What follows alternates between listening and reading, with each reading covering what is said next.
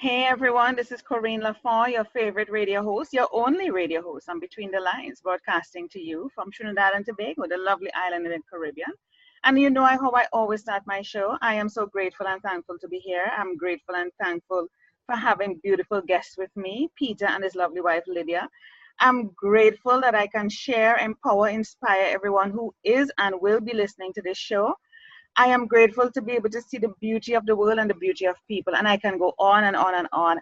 Oh my goodness, I have with me two wonderful people. Now I don't have a bio necessarily on Peter. I just grab what I can, and we just made a quick decision when I saw his picture with his wife. I said, "Grab your wife, is she there?"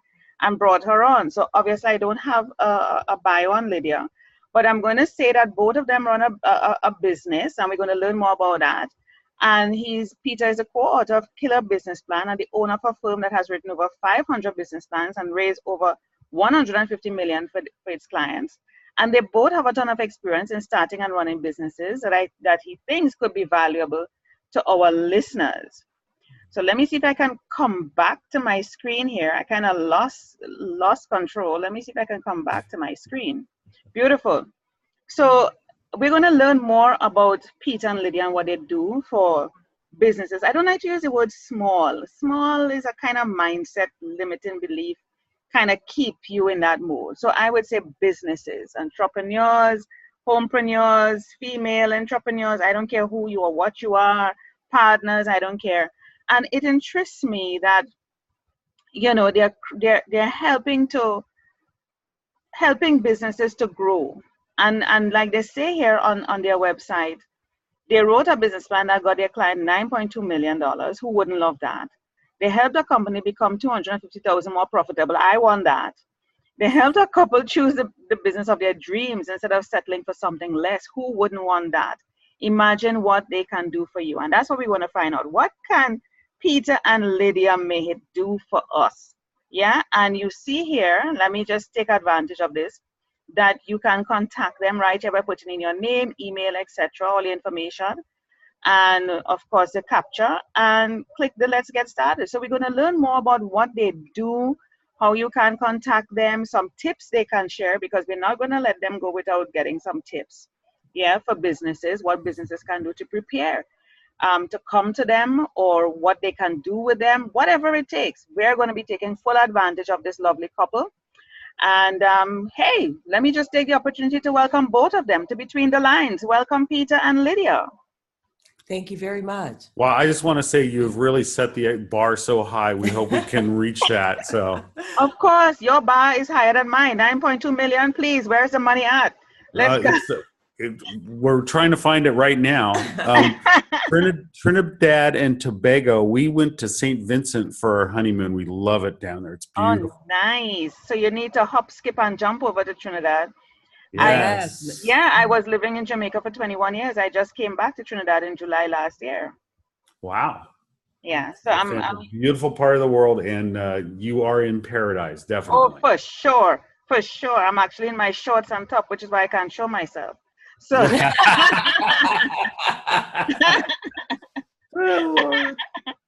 right? That's how we roll. That's how we roll in paradise. That's how we roll. I bet you do. I love it. So you guys in your suits and all that, we don't do that here. We don't do that here either, actually. In fact, I think I wear a suit about 5 times a year when I speak in large groups. Most of the time, the beauty of having your own business means I can go to work in shorts too. Oh, and I'm in California, so it's warm enough half the year. Nice. Well, you guys need to make a trip down on this side, okay? Oh, you know it. Absolutely. Nice. So let's get into it now. You are helping businesses. Now, I'm into business, and I'm going to use myself as an example. And I definitely could see myself working with you guys because I need to expand my business, grow my business. Like I was saying to somebody, I want to reach a point of financial freedom. Whatever that may mean, it may mean different things to different people. And I think when I speak, I'm representing a number of people who want that type of life. And I'll tell you why. Because when I tell people I work from home, you know, they're like, oh, when I grow up, I want to be like you. And these are not children I'm talking to. These are adults. Right? They say that all the time. Oh, when I grow up, I want to be like you. because I will travel, I speak, I'm a publishing consultant, I'm a speaker, I'm an award-winning author, and I do my radio show with my podcast. So they're like, wow, you get up when you want, nobody's over you, you do what you want. They might see my name here, there, everywhere, I'm all over online. And they're like, wow, now all of that may be happening, but that doesn't necessarily mean a lot of money is behind it. It's just because I'm pushing myself out there. But definitely, it gives you that flexibility and freedom and joy and happiness with what you're doing. Because we know, Peter and Lydia, that there are a lot of people in jobs, and I'm not bashing jobs. Jobs are good, but there are a lot of people in situations, whether jobs or otherwise, or even in a business that they may not enjoy, and it's really draining them. And they go into it with the intention of having more time to spend with their family, etc. But somehow it consumes them. And that whole goal and dream of spending more time with their family, their kids, is not happening. They're still a slave, an employee to their to their job or to their business. And I don't want that. Right. I want to travel. My thing is travel, dance, and make money. I'm into Latin dancing, so I want to do that. And I want to be anywhere in the world, do my radio show. I want to have that live background of the mountains and snow and the beaches behind me while I'm doing my radio show. I want to be, so free, so full of joy, and still be making money at the same time.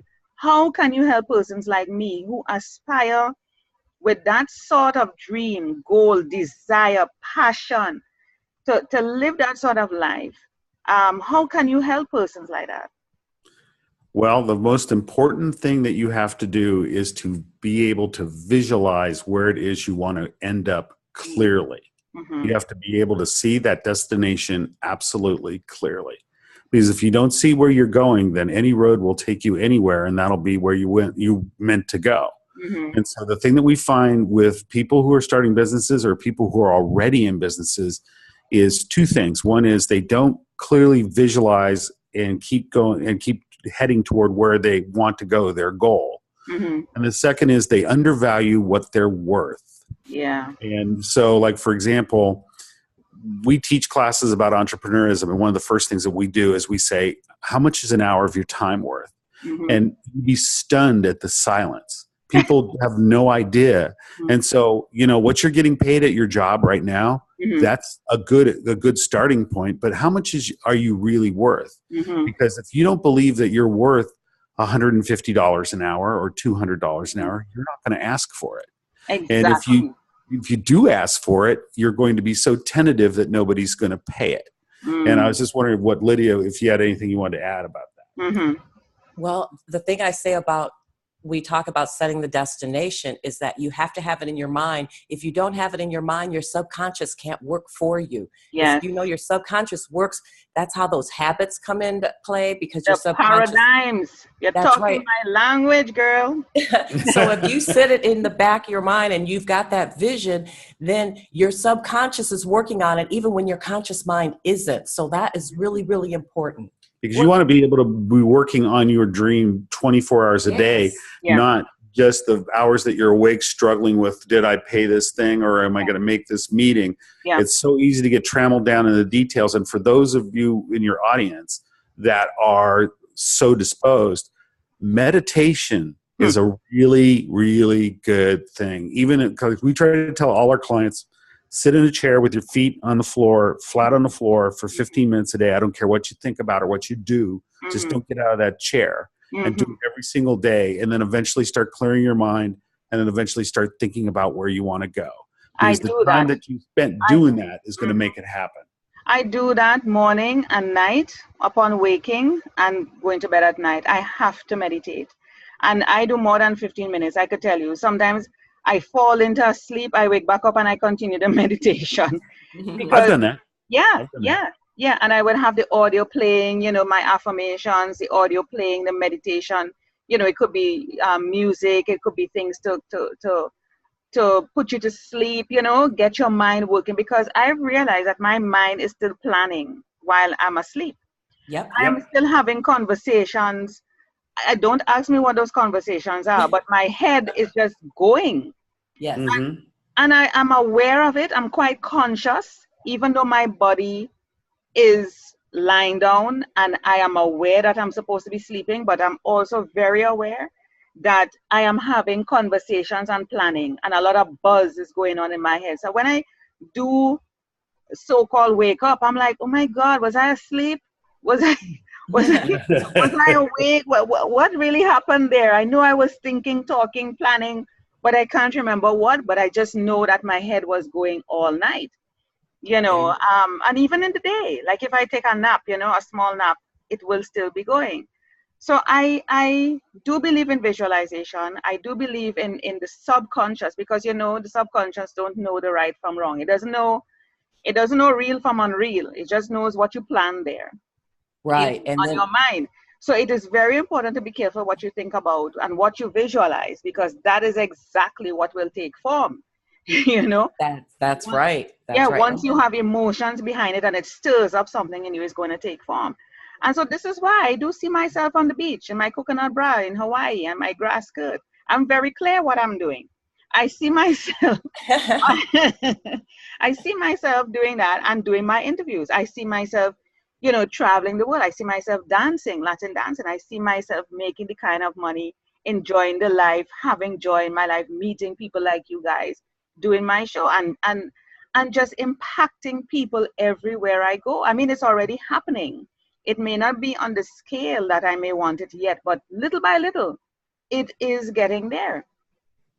That's excellent. The other thing you want to do is, after you set your destination, is you want to figure out how you're going to get there. Mm-hmm. You want to set that in your subconscious mind. You want to say, how am I going to get there? How am I going to make this happen? And then you start making those plans too. So now you've got your destination, your place on the hill that you want to go. Now you're making your plans on how you're going to get there. Just like you plan a trip to New York, you're making plans. How am I going to get there? And then you figure that out.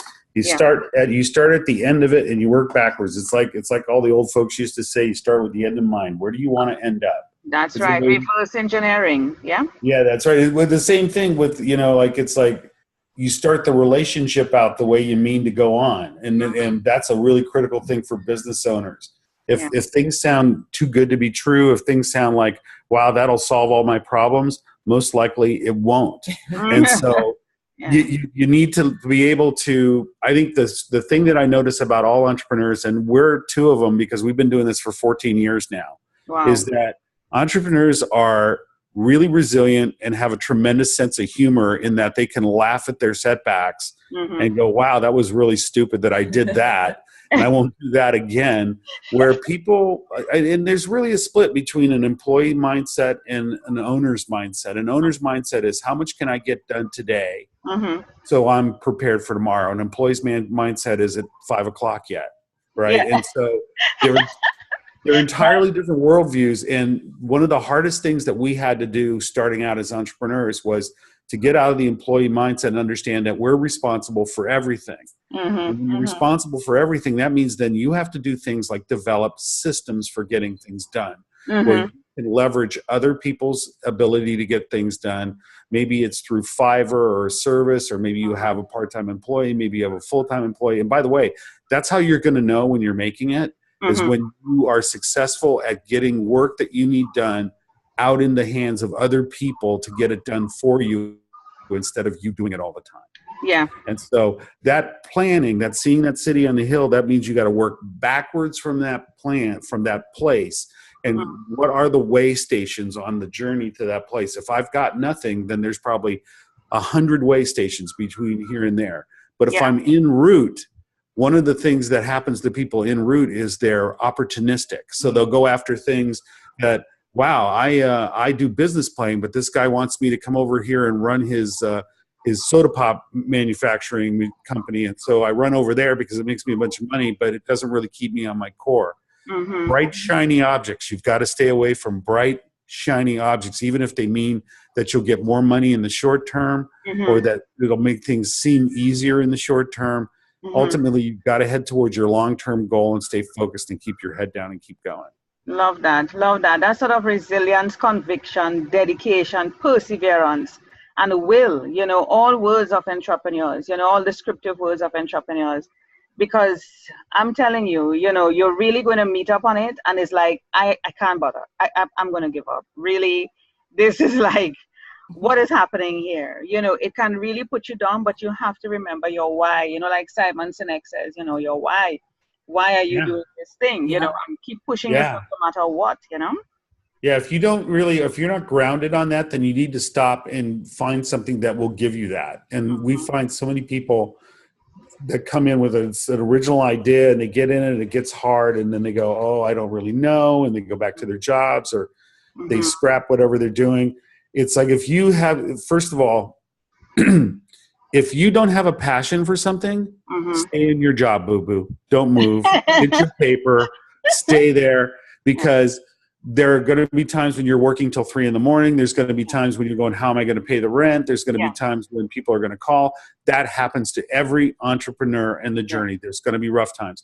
And if you don't have that passion for it, you're going to fold like a house of cards. And the problem is the price of folding is more than the money you lose and the time you lose. It does psychic and spiritual damage to you to lose. And so if you've got a passion for something, that scar, when scars heal, scars are stronger than the tissue that was originally there. So if you're an entrepreneur and you get a scar, it makes you stronger.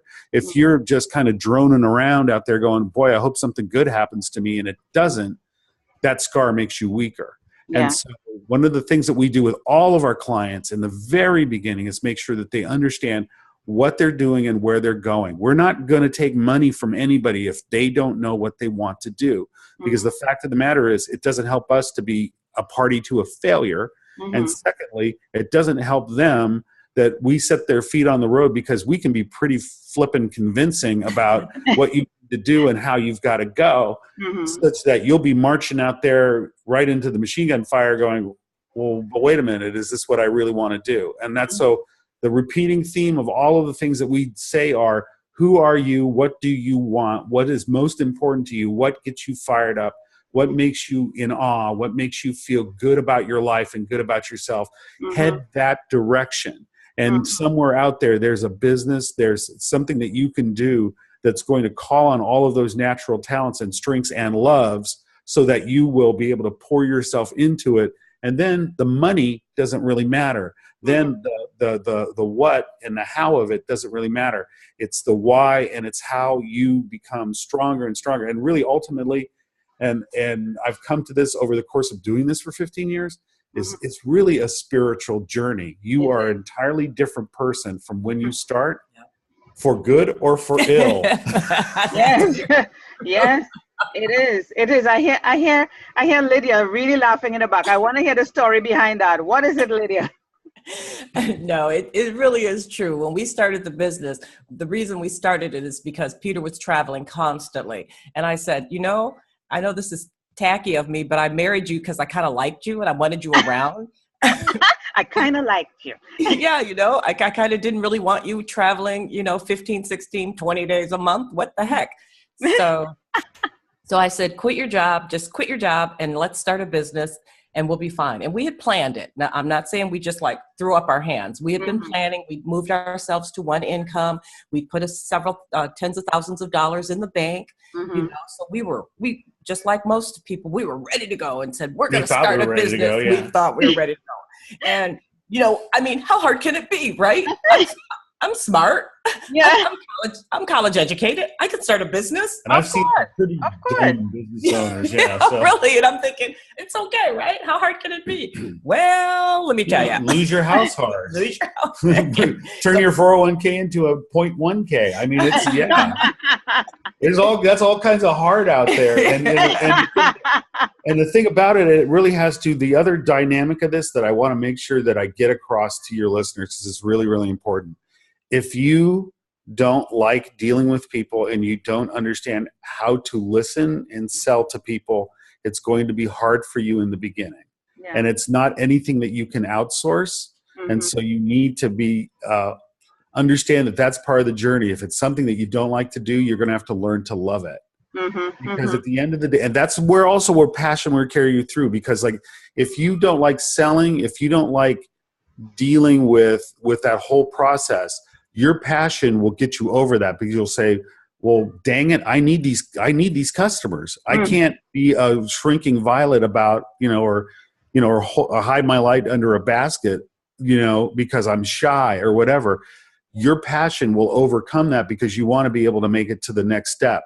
And if you're just doing it because somebody said, hey, this is a great way to make money, or this is a good idea, you're not going to do that. You're going to take the easy way out. So basically, God, I really just realized, if somebody listening to this radio program, well, what's fun about being an entrepreneur, man? It sounds like it's a lot of challenges. It is a lot of challenges, but at the end of it, you know yourself. You have unbridled confidence. It's like you can look at a fat bank account and a thin bank account, and it doesn't really have an effect on you. You just go, okay, what's my next move? It's kind of like having the strength of Indiana Jones without having arrows fired at you.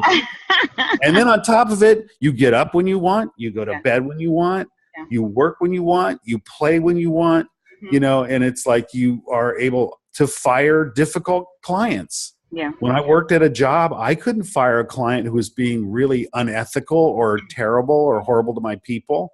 I had to just take it. Yeah. Now I fire them. Yeah. And you should see the looks on their faces. They go, you're firing me? And I pay you. I go, not any longer. And it does something to you when you have that ability. It makes you feel free. It makes you feel, whoa, I have just released this negativity from my life. Yes. Yeah. Get it out of your life. I don't need your damn behind. You're stressing my ass off. In the front either. I don't like that either. Right? Yeah. Right? I don't need you, really. Right? So it has this freedom that comes with it. And people feel money is everything. And yes, money is important. I'm not saying no. I'm not downplaying it. But, there are some people who have a lot of money and they're just not happy. Yeah. We deal with some very wealthy clients. Over the last 2 years, our businesses has kind of pivoted. Our heart and soul and love are lifestyle businesses, people just like you, that they go, I want to live a good life, but I don't want to be a slave to my work, and I want to be able to really do something great and do what I love. That's where our heart is. But we've also kind of out of nowhere in the last 2 years, got a bunch of very, very wealthy clients. Like for the very first time, we have a billionaire as a client. Okay. Very good. It's very good, except these are people who are so driven that when you sit down and talk to them about, hey, what's going on in your life, or they are so programmed about being focused on driving forward that literally this client said to me, this is the first time I can remember that somebody asked me how I was doing. Wow. Isn't that sad? Yeah. I kind of feel that way about it. I wouldn't mind having his tax problems, but I don't know if I'd want to, I'd want to have that life where everything was, and to reach this guy on the telephone, literally I get his assistant and he goes, he'll have 5 minutes for you in 20 minutes. Oh my God. That's how the lives. I cannot live that. No. Yeah. No, yeah. I am the rebellious. I have a friend and he's like, Corinne, because he's a professional. I mean, we're all professionals, but he is so proper, set to times. And he met me and I'm like totally rebellious. I do things off the cuff. I'm like, let's do this. Get a bottle of wine. Let's go here. And he's like, what? No, everything needs to be scheduled. And, I'm like, what? I'm like, no, let's. It's like two totally different people, and it's not that he has a problem with it really, but it kind of destabilizes him a bit. And but it's fun. And I show him what fun is, what fun is. So I'm like, I'm like a social butterfly, even though like when I go to events, whether with him or other people, I don't hang around him. I meet other people. I want to know what's going on with you. I would dance with other people, etc., etc. And that's just me because I love people. I love to be around people. I love to socialize. I like to observe. I like to feel your energy, So for me to give somebody 5 minutes out of my day and it's just like a regimented, I'm like, what the hell am I living for? Well, at some point, for some people, it's about keeping score. Right? So my stack is this big. If I do these 3 other things, my stack will be this much bigger. And that's, what? If that's what motivates them, if that's their passion to see how big the stack, I'm not here to judge that. No. All I'm saying is at the end of the day, happiness isn't a place or an accomplishment. It's a state. And you Yes. can be in that state anytime you want. And my wife is like the master or mistress of that. Yeah. And taught me so much over the years, because I am like the most neurotic person who's probably ever lived. And she's really calmed me down. Yeah. And she just says, tomorrow's problems are tomorrow's. Worry about them tomorrow. Yeah. That's how I think. When tomorrow come, I deal with that. Yeah, that's Right? Why am I spending my time right now worrying about tomorrow? No. Yeah. Yeah. Just know you'll have the strength to meet tomorrow when tomorrow When comes. tomorrow comes, yes, That's and you right. deal with that, and That's it might right. even turn out better than you think, that you don't have nothing to worry about. That's right. And besides, why worry? Because it's either happen or it's not going to happen. And if you worry and it happens, okay, you spent extra time worrying about something. And if you worry and it doesn't happen, now you wasted time. But wait a minute, can I prevent it from happening by worrying about it? No. See, does it worrying about it count as work? I mean, I'm certainly worrying about it. Why doesn't that count? No. Why can't I stop things from happening by worrying about them? No. Waste But of see, time and people think energy. that way, though. When I could have a bottle of wine, drinking and dancing and having fun, hell no. No. Hell no. So let's talk about the entrepreneurs now, the people who come to you in your practice so far. Mhm. What type of persons really come to you, and what sort of help do you find they come to you more frequently for? The people that come to us, although they're changing a little, a lot of them are corporate, what we call refugees from corporate America. Mhm. They've been in corporate America and they've had it. They're probably usually Gen X, which means they're like late 30s to mid 50s. Mhm. Okay. And they've been in corporate America long enough to go, I've had it, I'm through, Yeah. and I want to go. Now, sometimes they're partners, other times they're couples, Mhm. and they just want to start their own business. Wow. And that's what comes to us. Now, we've had people, the latest thing are mobile apps. A lot of people have mobile app ideas. Mhm.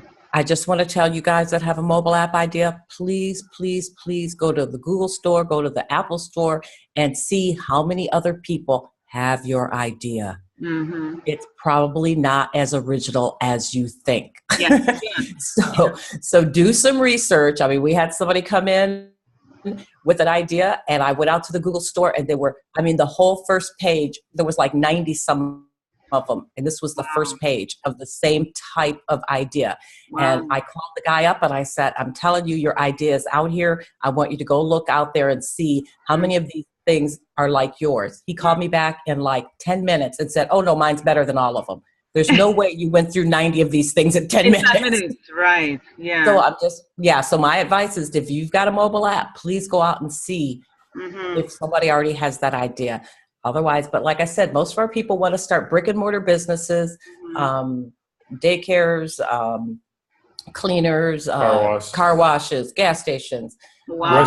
Restaurants. Lots of restaurants. Beauty salons, spas, gyms, or injection molding machines, machine shops. I mean, we've been all over the place. Trucking companies. And so the number one thing that we help them with is we get their idea out of their head and onto a whiteboard so they can see it clearly, and then they get to see what their options are and what their choices are. And in that process, we do a little bit of psychology, in that we try to really listen about what their reasoning is to get into this business and how they're going to do it. And so probably about half or 2/3 of the clients that we work with are people who they have some understanding of business, but they're not totally business savvy. So we deliver not just planning, but a business education to them so they can go forth and have a prayer of dealing with it. And then there's a small fraction of the people that come in with a business idea where we literally tell them, this is probably the craziest idea we've ever heard,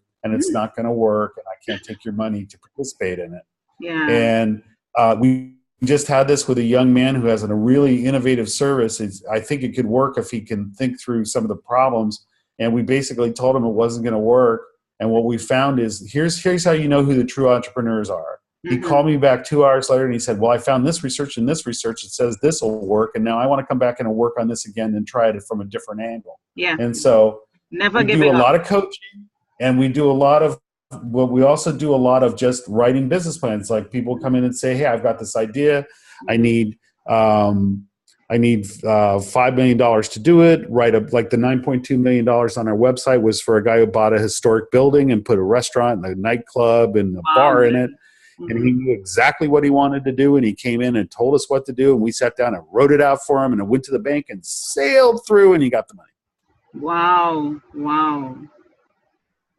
So we deal with all different kinds of clients, and we deal with people who just want, or just have ideas. They'll hire us to just bounce the ideas off of them, all the way up to we're working with somebody who's figured out how to shut off cancer genes by using a certain kind of protein. And so we wrote the business plan for that.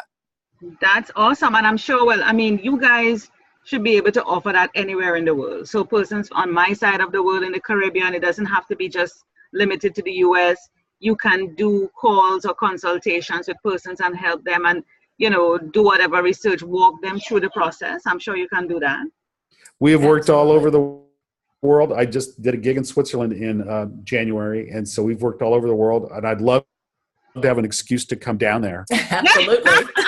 I mean, if people want to get together and have like a 1 week retreat about how to be an entrepreneur and write a business plan, I'd be happy to come. Oh, awesome. Well, once we say it, we know it is very possible. It is very possible. So hold on now. I mean, there are people who are entrepreneurs. There are people who aren't. Do you believe that people who probably aren't genetically wired to be entrepreneurs can become an entrepreneur? Sure. If they're faced with enough adversity, or if they have enough passion and love, of course they can. There are a lot of people. It's interesting to watch that. The crash of 2008 really showed me a lot of people who I thought were going to just kind of fold over and if you, for example, becoming a real estate agent or becoming somebody who got involved with bank-owned properties and stuff like that and handling that, that's an entrepreneurial job. Even though you're working for somebody, you're totally solo, you're totally on your own. You've got to make up your rules as you go along. You've got to follow the law, but you got to really deal with it and take care of things.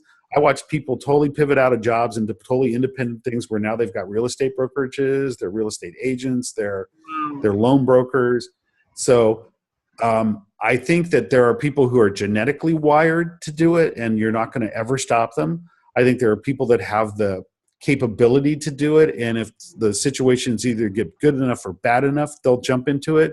Yeah. And I think there are people who are thrust into it and find something in them that they didn't think they had. Now, there's the whole other side of that where there are people who are not even ever going to be employees, let alone entrepreneurs, right?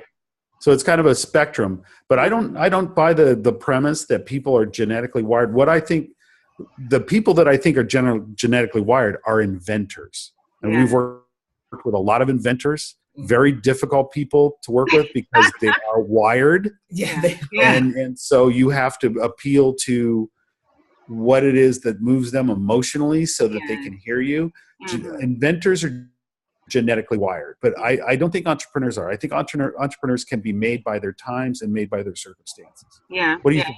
Lydia, what do you think? Because I don't know. What do you think? We have people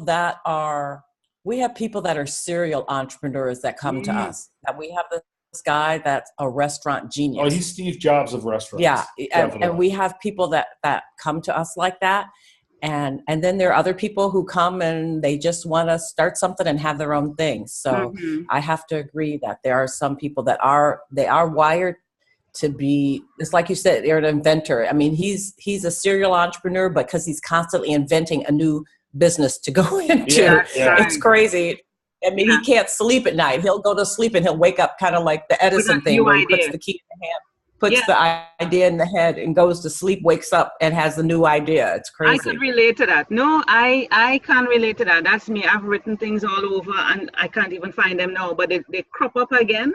I'm serious. I've written out whole plans, everything, because at the time when I'm inspired, I start writing out everything.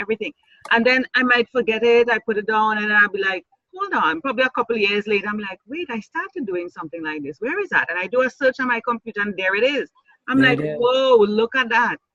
I had this in my mind, Well, what's really frustrating is I look at all my old notebooks going back all the way back. I've got notebooks all the way back to like 1994. That's kind of showing my age. I look at those notebooks and I go, I bet you if I spent like a week in Trinidad or Tobago, spent a week on the beach reading these notebooks, there's probably a $2 or $3 million companies in there. But I'm so freaking busy with now to go back and look at that. It's like, it's frustrating. I know there's gold in there, but it's like, when do I get to it, you know? Yeah, I've been through that thought. I'm like, God, I need to just compile all these things. And I'm sure there's $1 million, millions or billions inside of that, you know, but you know, just that alone, just the thought of that is frustrating. It comes like the why worry. So I just say, you know, I am just going to let it go. And when it's the right time, it will present itself. When everything in the universe lines up, that thought, that inspiration back then is going to show up. And I'm telling you, it does. It does. You do remember. That same experience, exactly. Yeah. We spoke earlier about persons following a passion. Now, there are some people who can't identify what their passion is. And like you have on your website here, you helped a couple choose a business of their dreams instead of settling for something less. So there are people who may have a passion. There are people who may not be able to identify what their skill or passion, or they have nothing. They're like, I don't know what to do, kind of a thing. Now, there are some people that say following a passion is a waste of time. That's like a hobby, you know, you're just following something that you like, it may not make money, and you're in business to make money. What's the point? Should you, should you follow a passion in a business, or should you follow the thing which may not necessarily be a passion but is making you money? The thing that I would say is the number one question that everybody's got to ask themselves, which we never ask ourselves, and most cultures don't encourage you to ask, is what do I want? What do I want? Just take a second. If you're listening to this right now, just take 10 seconds and ask yourself, what do I want? And then really, because that's the beginning of visualization, because in the beginning, when you are asking yourself that question, what you tend to come up with is all the things you don't want. And that's good. You need to clear them off the shelf and see what remains at the end of that process. But the passion part of it is really important, because it's the motive energy to get you through all the things you're going to have to do, all the things you're going to have to learn, and most importantly, all the changes you're going to need to your personality to be who you need to become. In other words, the person who gets up at 4:15 in the morning because that's what's required by this situation. The person that stays the extra hour because that's what's required of the situation. The person who goes out and actively networks and meets and connects with the people they're going to need to meet and connect with to expand what they need to do, because that's what's required. And you can't do things because they're required. You can only do things because you want to. Because in this life, we only do what we want to do. Somebody's hooked up with a bad boyfriend. God, he just treats me terribly. Why won't he be honest with me? Because you want it. You picked it. You chose it. And so if you want a good man, then you need to go out and find a good man and choose him. And the reasons why you don't do it and the reasons why you pick badly, those are back there in pathology, and you can go to the therapist and work on all you want. But in the meantime, how about just taking a couple of positive steps, one foot in front of the other, and see what the heck you get? Starting from the what do you really want? What do you really want? And some people really don't know. How do you help people to discern what do they really want? Because people will blabber, blabber, blabber, blabber. And you know, in all the blabbering, they may not even realize what they really want until they drill down. That's true. And you know what? People, when they come to us, they usually already have a variety of ideas that they're looking at. They're involved in a variety of different things. And so it's like Peter said, we get it out of their head and onto the whiteboard. So they go, okay, I'm doing this, or I've got this idea and I'm doing this and I got that. And so then we take each one and we dissect it, we decompose it and take it and break it down. And then usually, in fact, I think just about every time when they leave, whether they like it or not, they know the right business. Let me give you 2 quick examples. One person came in and he had a business idea. Mm-hmm. And it was going to make him like $60,000, $70,000 a year. Okay, Mm-hmm. that's not bad. Okay, that's cool. But an offshoot of that idea, if he did that route, was going to make him more like $300,000 a year. Mm-hmm. And so we said, $300,000 a year? 60,000. Peter's laughing because he kept doing $60,000 a year.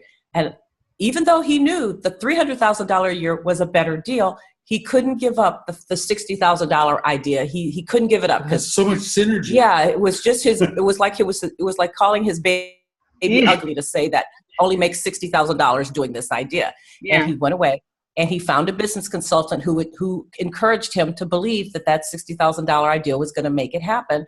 Mm-hmm. And he paid him until he ran out of money. And then he came back to us and said, you were right. And this other guy, he told me what I wanted to hear. And so I paid him. And when I ran out of money, he told me the real deal.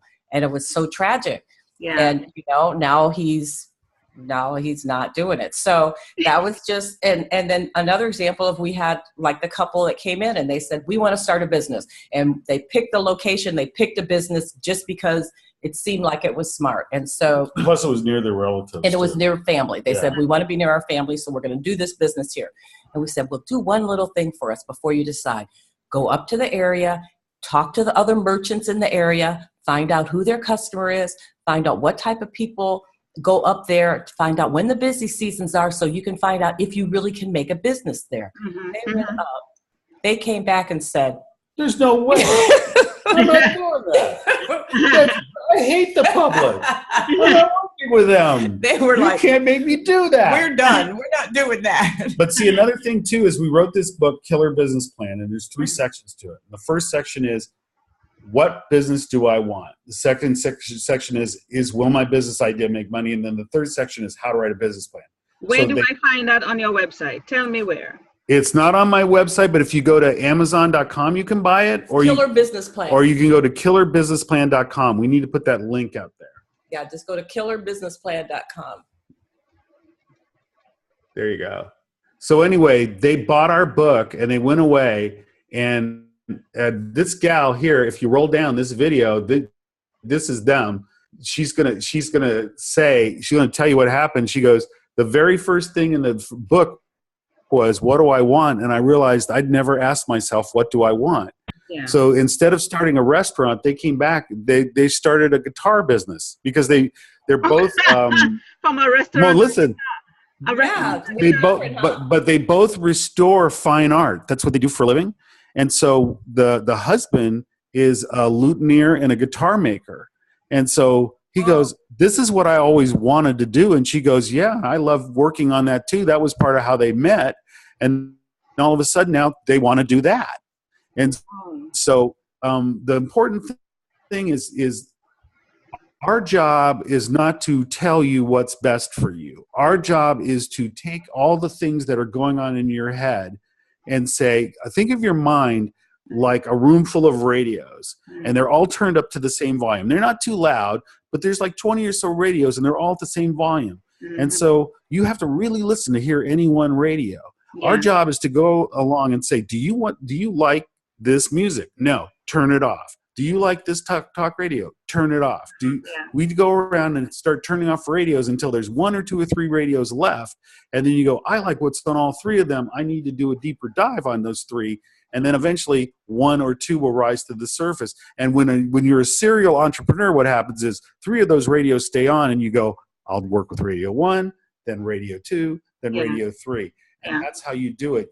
It's not a process of bringing more information in. It's a process of eliminating the noise and the information that's already there. I want to showcase this video here. Let me see. It's 2 minutes. Great. So let me big up the screen. Oh, there you go. They were such a sweet couple too. The most helpful thing for me personally was, which your book actually really helped us with, was figuring out how to navigate our different ideas. Yeah. Decide on which ones were worth our time to look into. And I think for me, the consultation of being able to take something out of your head and put it into, even to put it on a whiteboard and to talk with someone else about it, and someone with experience with these kind of businesses really helped us figure out that we didn't want to do, say, like our a coffee shop. Sounds so silly, but I really hadn't thought about if I really wanted to do that. I was just kind of like, didn't know what I wanted to do. The book really was what changed it for me for deciding which business we wanted to go for. Right. But they seem like no-brainer questions, so I'm almost embarrassed I didn't ask them, but to myself. But after reading through, just like what do you actually want to do, and making lists, and the exercises throughout the book. Yeah, and actually, the book is what helped us really break that down, because it really makes you get the core values of what you're looking for and like why you want to start a business, not just. I feel like people settle with, well, I could do anything. It's like, well, any business, as long as I'm my own boss, I could do retail, or I could do, whatever it might be. But actually reading through your book helps really narrow down, why we want to do business. For instance, like with this guitar shop idea, we figured out that catharsis and the ability to have like the job well done kind of feeling with repairing a guitar, or that was really important actually to me, instead of, well, I could sell cars. It's like, well, actually that's not true. I wouldn't be happy if I did that. And it was really important to figure that out. Nice.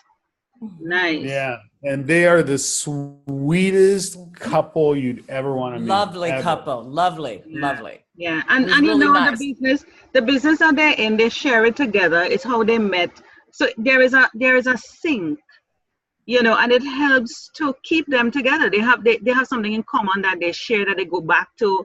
It's like that gel, that glue, and it's important, especially for couples, I think, to find that thing that really keeps you together if you're going into business together. Because there are some couples that fight, and they forget why they ended up falling in love, being in a relationship, and the business pulls them apart. And you know what? It's not the business that pulls them apart. Their relationship affects the business. We found that couples that are fighting with each other, their business is in trouble. Their business is in trouble now, whether they're fighting over the bid, whether they're fighting because the wife is, not helping in the business, or spending too much money, or whatever, and the husband is not paying attention, or spending too much. I don't know what the issue, but we've had couples that come into us with their business in trouble, and if you look at them, their business is in trouble because their marriage is in trouble. It's really sad, but it goes right through. Yeah. This is awesome. So clearly people need to get this Killer Business Plan. What's the cost for Killer Business Plan? I'm not seeing the cost. I think it's $14.95 on Amazon. And we have a Kindle book, and I think the Kindle is like $5.99. But I'll tell you what I'll do. If people, you have show notes, yeah? Yes. So if you put PMEHIT at custombps.com, I will send an electronic copy of our book free to anybody who writes me. Well, I'm going to be the first to write you. So look out for Oh, you're on. And I'm showcasing the table of contents so that people can see what they're getting. Right? Mm-hmm. Yeah. Go on Amazon. They'll give you the table of contents. They'll give you show you a chapter. Yeah, show you a free chapter. I'll show inside. No, you don't have to do that. Yeah, we'll give you a free copy. Give you a free electronic copy, because what we found is, and here's the other part of it too. Mm-hmm. There are online sample tools that you can use that tie directly into the book, where we show you how to use them. Yeah, there's a password in the book. We tell you the log on and the password it's not a log on, it's just a password, and that you can get to all of these tools that we've created to help you either figure out what you want to do, or once you figured it out, help you write your business plan. Beautiful seeding of that book, putting the password in the book. So the only way you could get a book is when you buy it, and then you get the password to be able to get access to these tools. Beautiful. Yes. Correct. Yeah, beautiful. And I see you have electronic materials. Let me just kind of. It's going to be the same thing. These are this is where you put in the password. Yeah. So the other one is just samples. The other page was a sample page. Yeah, and you had given some free ones here so that people could at least get a taste. Yep. Yep. Yeah, beautiful, beautiful. Well, guys, I mean, power couple. What can I say? This is wonderful. You'll definitely be hearing more from me. You know, I look forward to even working with you guys because clearly my dream of wearing the coconut bra is very important to me in Hawaii and doing my show. So, I mean, you guys have to help me realize that dream of wearing the coconut bra. We'd be honored. You got it. We'd be honored. You got it. It's been a blast to be on your show. I really have loved it. I'd love to come back if you'll have me. And if you come across anything that your listeners want to do a deep dive into, I'm happy to do that. Oh, sure. And I'm not going to have you alone. I'm going to have Lydia. I'm not going to have you alone, Peter. Please. It's you and Lydia. We're glued at the hip. We sit across from each other at a partner's desk every day, all day long, and have for years and years and years. We're glued at the hip. Very good. It's an honor to have you. It's been a pleasure. I enjoyed the discussion. We spoke so holistically around the topic. It was not just entrepreneurial, but it's around the mindset. It's around, you know, it's a whole lot of things. And people don't realize when you decide to go into business, it's not just going after the money. It's not a matter of putting systems in place, but it's you. You are the business, you know? That's right. Yeah, you are the business. Well, thank you so much. Thank you so much for being here. I really appreciate you guys. Well, I appreciate you too. Thanks. Take care.